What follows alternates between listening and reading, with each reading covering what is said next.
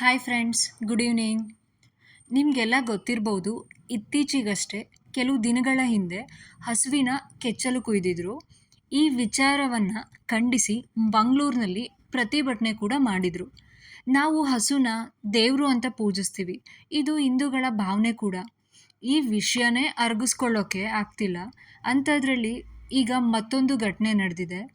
ಏನದು ಅಂದರೆ, ಉತ್ತರ ಕನ್ನಡ ಜಿಲ್ಲೆಯ ಹೊನ್ನಾವರ ತಾಲೂಕಿನ ಸಾಲಕೋಡಿನ ಕೊಂಡಾಕುಳಿಯಲ್ಲಿ ಬೆಟ್ಟಕ್ಕೆ ಮೇಯಕ್ಕೆ ಅಂತ ಹೋಗಿದ್ದ ಹಸುನ ಕಾಲು ಮತ್ತು ತಲೆ ಕಡಿದು ಗರ್ಭದಲ್ಲಿ ಬೆಳೀತಿದ್ದ ಕರುವಿನ ಭ್ರೂಣ ತೆಗೆದು ಹತ್ಯೆ ಮಾಡಿದ್ದಾರೆ. ಇವರು ನಿಜವಾಗ್ಲೂ ಮನುಷ್ಯ ರೂಪದಲ್ಲಿರೋ ರಾಕ್ಷಸರು ಅಂತಲೇ ಹೇಳ್ಬೋದು. ಇವರು ಯಾರನ್ನ ಸಾಯಿಸೋಕ್ಕೂ ಹೇಸೋದಿಲ್ಲ ಇಂಥ ಕೆಲಸ ಮಾಡಿರೋರು. ದೇವರು ಅಂತ ಪೂಜಿಸೋ ಹಸುನ ಇಷ್ಟು ಕೆಟ್ಟದಾಗಿ ಸಾಯಿಸಿದ್ದಾರೆ. ಹಸುವಿನ ಹಾಲನ್ನು ಸಣ್ಣ ಮಕ್ಕಳಿಂದ ಹಿಡಿದು ದೊಡ್ಡವರು ಕುಡಿತಾರೆ. ಕಾಫಿ ಮಾಡ್ಕೊಂಡಿರ್ಬೋದು, ಅಥವಾ ಟೀ ಮಾಡ್ಕೊಂಡಿರ್ಬೋದು, ಅಥವಾ ಡೈರೆಕ್ಟಾಗೆ ಹಾಲು ಕುಡಿಯೋದಿರ್ಬೋದು. ಆ ಹಾಲು ಯಾವತ್ತೂ ಯಾರಿಗೂ ವಿಷ ಆಗಿಲ್ಲ. ಹಾಲು ನಮ್ಮ ದೇಹಕ್ಕೆ ಒಳ್ಳೆ ಕ್ಯಾಲ್ಶಿಯಂನ ಕೊಡುತ್ತೆ, ಅದರಿಂದ ನಾವು ಆರೋಗ್ಯವಾಗಿರ್ತೀವಿ, ಹೌದಲ್ಲ? ಹಸುವಿನ ಸಗಣಿ ಗೊಬ್ಬರವಾಗಿ ತೋಟಗಳಲ್ಲಿ ಉಪಯೋಗಿಸ್ತಾರೆ.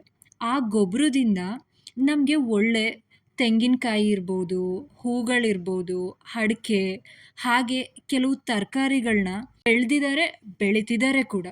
ಅಷ್ಟೇ ಯಾಕೆ, ದಿನನಿತ್ಯ ನಾವು ಮನೆಗಳಲ್ಲಿ ಉಪಯೋಗಿಸೋ ಗ್ಯಾಸ್ ಕೂಡ ಇದರಿಂದನೇ ತಯಾರಾಗೋದು, ಹೌದಲ್ವಾ? ಕೆಲವು ಮೆಡಿಸಿನ್ಸ್ ತಯಾರಿಸೋಕೆ ಕೂಡ ಇದನ್ನು ಬಳಸ್ತಾರೆ. ಆ ಮೆಡಿಸಿನ್ನಿಂದ ತುಂಬ ಜನಗಳ ಪ್ರಾಣ ಉಳಿದಿದೆ. ಹಾಗೆ ಬೇರೆದಕ್ಕೆಲ್ಲ ಉಪಯೋಗಿಸ್ತಾರೆ. ಹಾಗೆಯೇ ನಮಗೆ ಸೆಕೆಗಾಲ ಬಂತು ಅಂದರೆ ನಾವು ಫಸ್ಟ್ ನೆನೆಸ್ಕೊಳೋದೇ ಮಜ್ಜಿಗೆ. ನಾವು ಮಜ್ಜಿಗೆ ಮಾಡ್ಕೊಂಡು ಕುಡಿತೀವಿ. ನಮ್ಮ ದಾಹನ ನೀಗಿಸುತ್ತೆ ಹೊರತು ನಮ್ಮನ್ನು ಅದು ಸಾಯಿಸೋದಿಲ್ಲ. ಹಸುವಿನಿಂದ ನಮಗೆ ಇನ್ನೂ ತುಂಬಾ ಉಪಯೋಗಗಳಿದ್ದಾವೆ. ಇಷ್ಟೆಲ್ಲ ನಮಗೆಲ್ಲ ಒಳ್ಳೇದು ಮಾಡೋ ಹಸುವನ್ನ ಸಾಯಿಸೋಕ್ಕಾದರೂ ಇಂಥವ್ರಿಗೆ ಹೇಗಾದರೂ ಮನಸ್ಸು ಬಂತು. ಅವರು ಕೂಡ ಉಪಯೋಗಿಸ್ತಾರೆ, ಆದರೂ ಕೂಡ ಇಂಥ ಕೆಲಸನ ಮಾಡ್ತಾರೆ. ಇತ್ತೀಚೆಗೆ ಹಸುಗಳನ್ನ ಕೊಂದು ಅದ್ರ ಮಾಂಸಗಳನ್ನ ಮಾರಾಟ ಮಾಡೋದು ನಿಮಗೆಲ್ಲ ಗೊತ್ತಿರೋ ಹಾಗೆ ಇತ್ತೀಚೆಗಿದು ಜಾಸ್ತಿ ಆಗ್ತಾ ಇದೆ. ಹಾಗಾಗಿ ನೀವು ಹಸುನ ಸಾಕಿದರೆ ಅಥವಾ ಬೇರೆ ಪ್ರಾಣಿಗಳನ್ನ ಸಾಕಿದರೆ ಆದಷ್ಟು ಜೋಪಾನವಾಗಿ ಜೊತೆಯಲ್ಲೇ ಇದ್ದು ನೋಡ್ಕೊಳ್ಳಿ. ಈ ವಿಡಿಯೋ ನಿಮಗೆ ಇಷ್ಟ ಆದರೆ ಲೈಕ್ ಮಾಡಿ. ಈ ವಿಡಿಯೋ ಕೆಳಗೆ ಸಬ್ಸ್ಕ್ರೈಬ್ ಬಟನ್ ಇದೆ, ಅದ್ರ ಮೇಲೆ ಕ್ಲಿಕ್ ಮಾಡಿ ಸಬ್ಸ್ಕ್ರೈಬ್ ಮಾಡ್ಕೊಳ್ಳಿ. ಹಾಗೆ ನಿಮ್ಮ ಫ್ರೆಂಡ್ಸ್ ಅಥವಾ ಫ್ಯಾಮಿಲಿ ಜೊತೆ ಈ ವಿಡಿಯೋನ ಶೇರ್ ಮಾಡಿ. Take care. Thank you.